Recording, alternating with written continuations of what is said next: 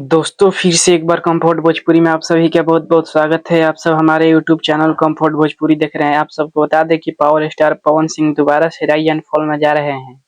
सूत्रों से मिली खबर से बता रहे हैं आप सभी के बीच में पावर स्टार पवन सिंह दोबारा से राइज एंड फॉल में जा रहे हैं, क्योंकि बिहार में विधानसभा चुनाव था, इसलिए वो बाहर आए हुए थे कि टिकट मिलेगा बीजेपी की तरफ से, लेकिन बीजेपी ने फिर टिकट नहीं दिया उनको।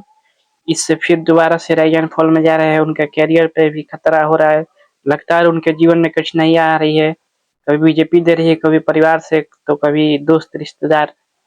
पावर स्टार पवन सिंह हर तरफ से जलील हो रहे हैं, इसलिए दोबारा पावर स्टार पवन सिंह अपने राइज एंड फॉल में एमएक्स प्लेयर पे जो शो होता है उसमें दोबारा से जा रहे हैं। यही थी खबर, आप सबके बीच में लेकर आए थे। अगर वीडियो पसंद आया हो तो दोस्त लाइक शेयर करना और कमेंट करना ना भूलिएगा। सबसे बड़ी चीज सब्सक्राइब करना ना भूलिएगा। ऐसे ही अपडेट हम लाते रहते हैं हर एक दिन, तो आप सब सब्सक्राइब कर लीजिए आगे की अपडेट के लिए। जय हिंद, जय भोजपुरी।